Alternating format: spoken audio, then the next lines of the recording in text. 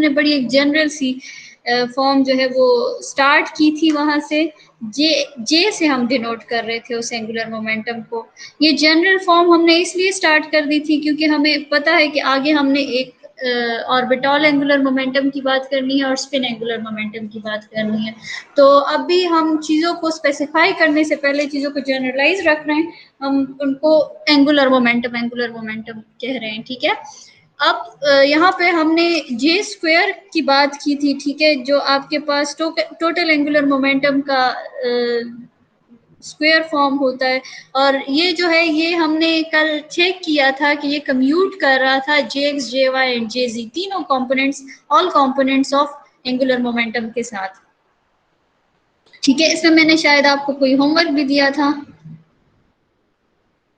मैंने आपसे भी कुछ करवाया था, ठीक है। हम जे स्क्वायर की कम्यूटेशन जो है वो देख रहे थे विद द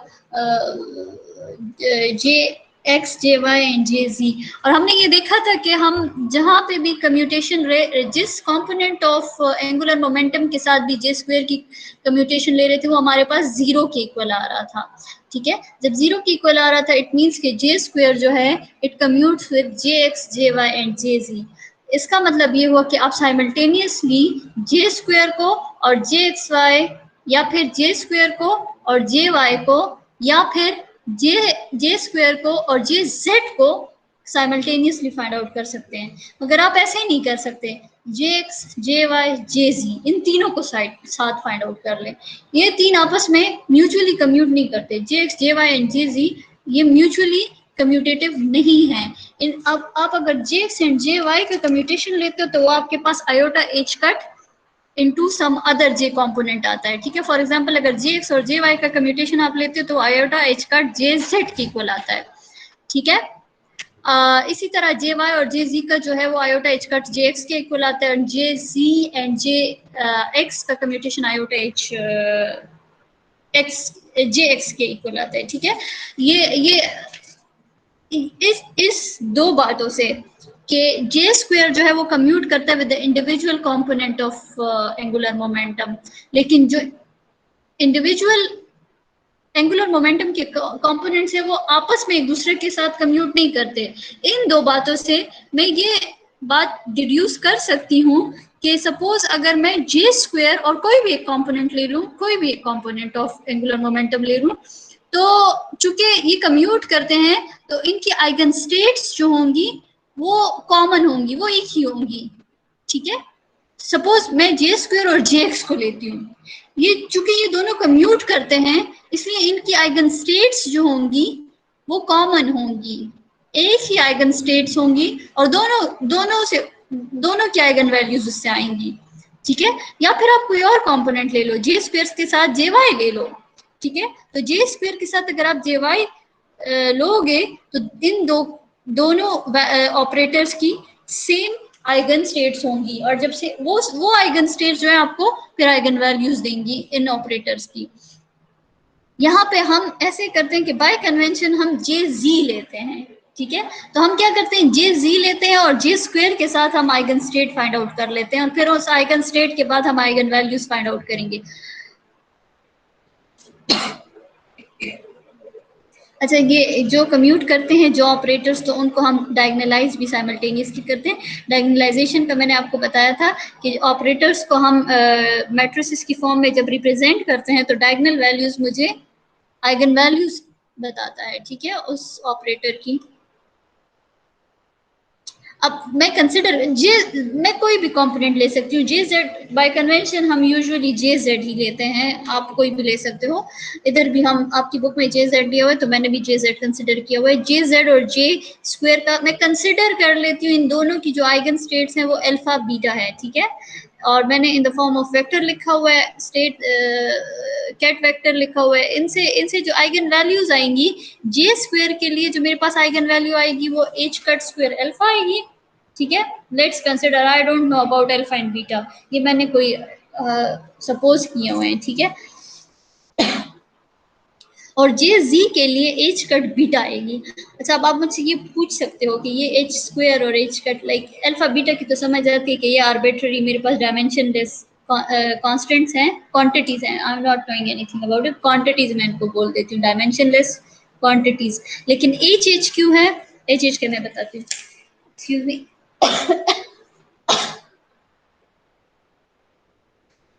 देखिए अल्फा एंड बीटा ये मेरे पास common eigen states of J square and J C है।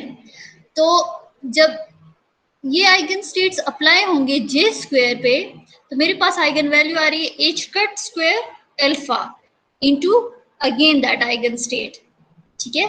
और जब जे जी पे अल्फा बीटा अप्लाई होगा तो आपके पास एच कट बीटा आ रहा है एंड अल्फा बीटा, ठीक है, वही आइगन स्टेट दोबारा आ जाएगी। ये आपके पास आइगन वैल्यू इक्वेशन है। इधर आप जरा थोड़ा सा अपना प्रीवियस नॉलेज रिकॉल करो। हमारा जो एंगुलर मोमेंटम था उसको हम in the units of h cut लिखते थे, ठीक है, in the units of h cut होता था मेरा। बोहर ने भी एंगुलर एल को एन एच कट बोला था, n h cut, n was a integer और एच कट जो है वो आपके पास प्लांक्स कांस्टेंट है। तो इट मींस कि आपके क्वांटम मैकेनिक्स में भी एंगुलर मोमेंटम जो होगा वो इन the units of h cut होगा। जो प्लांक्स कांस्टेंट के यूनिट्स हैं उन्हीं यूनिट्स में आपका एंगुलर मोमेंटम भी होगा, ठीक है। अब चूंकि जे जेड है which is a component of angular momentum, तो आपके पास beta is some dimensionless quantity और एच कट के यूनिट आएंगे। देखिए डायमेंशनलेस क्वांटिटी मींस बीटा का कोई यूनिट नहीं है और जो एच कट का यूनिट होगा वो जे जेड का भी आ जाएगा। अब चूंकि J square is the square of angular momentum, ठीक है, alpha is a dimensionless quantity, तो यहाँ पे अब जब यहाँ पे स्क्वायर क्वांटिटी है तो इधर भी यूनिट्स में स्क्वायर आना चाहिए, ठीक है। तो आपके पास यहाँ पे क्या क्वांटिटी आ रही है, एच कट स्क्वायर आ रही है, मींस प्लांक्स कांस्टेंट का जो यूनिट होगा उसके स्क्वायर, उसका स्क्वायर लोगे तब आपके पास जे स्क्वायर की वैल्यू आएगी, ठीक है। इसलिए हमने इस तरह से आइगन वैल्यूज ली हुई हैं, h cut beta and h cut alpha square, h cut square alpha. अच्छा, alpha and beta are dimensionless quantity and angular momentum has dimensions of h cut। अच्छा, आइगन स्टेट्स जो होती है गर्ल्स दे आर ऑलवेज ऑर्थोनॉर्मल, ठीक है। हम वो स्टेट्स लेते हैं, वो आइगन स्टेट्स लेते हैं जो हमेशा ऑर्थोनॉर्मल हो, ठीक है। तो ऑर्थोनॉर्मेलिटी की कंडीशंस क्या है कि सपोज अगर मेरे पास ये अल्फा बीटा कैट है तो इसका अगर मैं ब्रा लेती हूँ तो मेरे पास ये सिग्मा इक्वल होना चाहिए, and when alpha prime is equal to alpha and beta prime is equal to beta, तो ये वैल्यू आपके पास 1 की इक्वल होंगी। मगर अगर alpha prime is not equal to alpha and beta prime is not equal to beta, तब फिर आपके पास ये जो वैल्यू होगी इक्वेशन 3 ये आपके पास 0 के इक्वल होगी, और इसी कंडीशन को हम ऑर्थोनॉर्मेलिटी कंडीशन बोलते हैं। इसके बाद फिर मेरे पास रेजिंग एंड लोअरिंग ऑपरेटर्स आ जाते हैं। रेजिंग और लोअरिंग ऑपरेटर का पर्पस क्या है, या ये ऑपरेटर्स क्या करते हैं, जिस वैल्यू पे आप ये अप्लाई करते हो, सपोज अगर रेजिंग ऑपरेटर है तो ये क्या कर लेता है, उस क्वांटिटी को एक वैल्यू इंक्रीज कर देता है। मगर अगर आप उस पर अगर लोअरिंग ऑपरेटर है तो ये उस वैल्यू को एक नंबर, एक डिजिट डिक्रीज कर देता है, ठीक है। बाय डेफिनेशन ये मेरे पास जे प्लस से इसको या फिर लोअरिंग ऑपरेटर को जे माइनस से डिनोट करते हैं। J plus is equal to J X plus iota J Y and J minus is J X minus iota J Y, ठीक है। I'm sorry, I'm having itching in my throat। अच्छा, यहाँ से अब देखें, यहाँ से आप जे एक्स एंड जे वाई की वैल्यू भी फाइंड आउट कर सकते हो। कैसे, ये चीजें आपके पास दो इक्वेशन है, एक इक्वेशन है J plus is equal to J X plus iota J Y और दूसरी है J minus is equal to J X minus iota J Y, ठीक है। दो इक्वेशन है आपके पास। तो अगर दो इक्वेशंस हैं, देखिए एक ये है, एक जे प्लस वाली इक्वेशन है, एक जे माइनस वाली इक्वेशन है। ऐड करोगे तो जे एक्स की वैल्यू आएगी, सब्ट्रैक्ट करोगे तो जे वाई की वैल्यू आएगी, ठीक है। ये इजीली आप कर सकते हो एडिशन एंड सब्ट्रैक्शन। इन दो इक्वेशन को ऐड कर लो तो आपके पास जे एक्स की वैल्यू आ जाएगी, माइनस करोगे तो जे वाई की वैल्यू आ जाएगी। It is value of J X and J Y in terms of lowering and raising operators.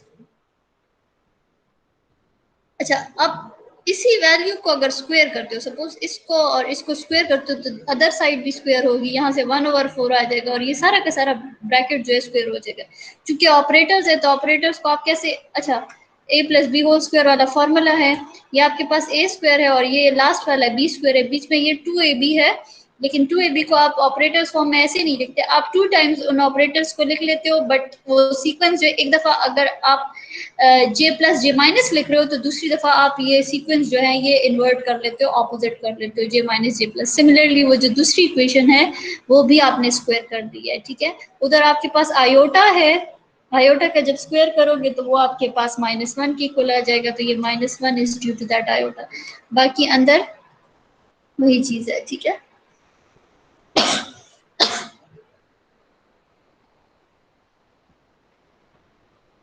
अच्छा, अब ये 3 कम्यूटेशन रिलेशंस है मेरे पास। जे स्क्वायर जो है हमने लास्ट लेक्चर में पढ़ा था कि ये individual components of angular momentum के साथ कम्यूट करता है। यहाँ पे आज मैं एक दूसरा आपको फैक्ट बता रही हूँ कि ये रेजिंग एंड लोअर ऑपरेटर्स के साथ भी, रेजिंग और लोअर ऑपरेटर्स जो है ना उनके साथ भी कम्यूट करता है। जे स्क्वायर सबके साथ कम्यूट करता है। जे स्क्वायर जो है individual components of angular momentum के साथ भी कम्यूट कर रहा है and raising and lower operator के साथ भी कम्यूट करता है, ठीक है। और जो रेजिंग एंड लोअर ऑपरेटर्स आपस में वो कम्यूट नहीं करते। जिस तरह से आपके ये थे ना, ये individual components of angular momentum थे, वो आपस में मतलब जे एक्स और जे वाई आपस में कम्यूट नहीं कर रहे थे। इसी तरह से आपके रेजिंग एंड लोअर ऑपरेटर्स भी आपस में कम्यूट नहीं करते, मगर जे स्क्वायर के साथ कम्यूट करते हैं, ठीक है। तो उससे क्या वैल्यू आती है, 2h कट जे जेड।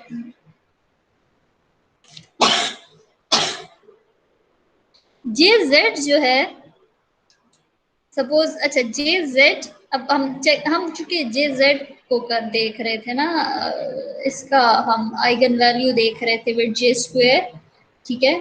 तो हम देखते हैं कि ये जो जे जेड है, जे स्क्वायर तो नहीं कम्यूट कर रहा है रेजिंग एंड लोअर ऑपरेटर के साथ, जे जेड करता है कि नहीं, तो वो चेक करने से हमें पता चलेगा कि नहीं वो नहीं कम्यूट करता। उससे देखिए कोई वैल्यू आ रही है, इधर 0 नहीं आ रही, मतलब रेजिंग एंड लोअर ऑपरेटर जो है वो सिर्फ जे स्क्वायर के साथ ही कम्यूट करते हैं, बाकी कंपोनेंट्स ऑफ एंगुलर मोमेंटम के साथ नहीं करते, इवन आपस में भी नहीं करते।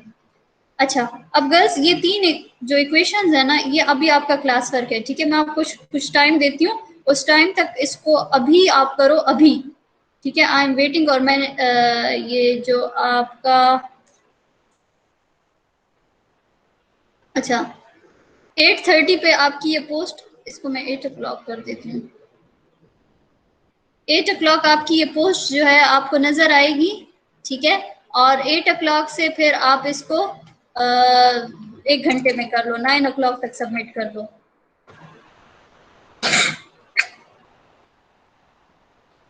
इसमें जो है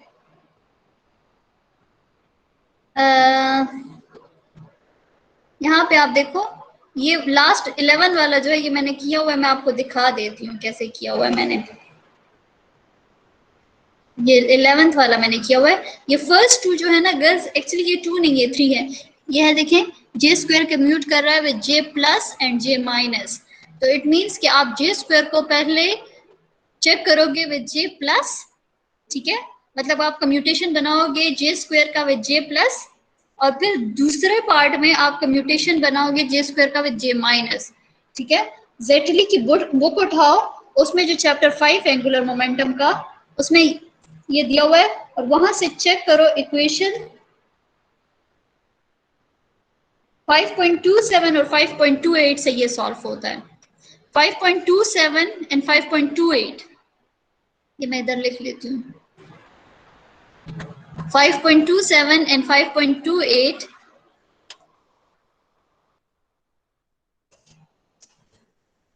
5.28 is used to solve नहीं इक्वेशन, उसको मैंने क्या इक्वेशन दिया हुआ है, 9 इक्वेशन नंबर दिया हुआ है। यस ठीक है।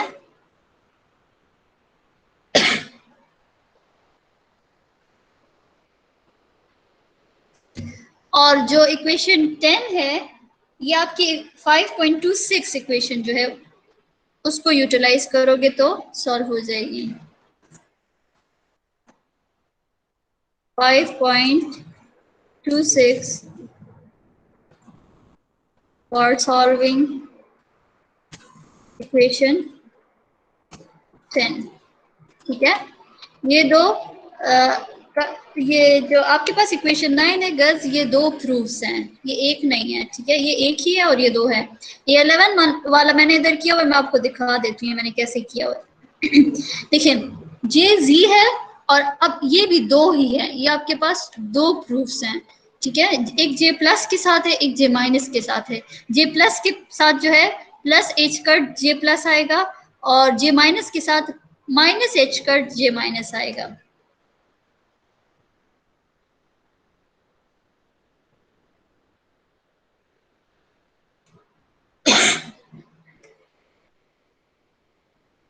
देखिए लेफ्ट हैंड साइड पे देखें, जे जेड को मैंने उसी तरह जे जेड लिखा है।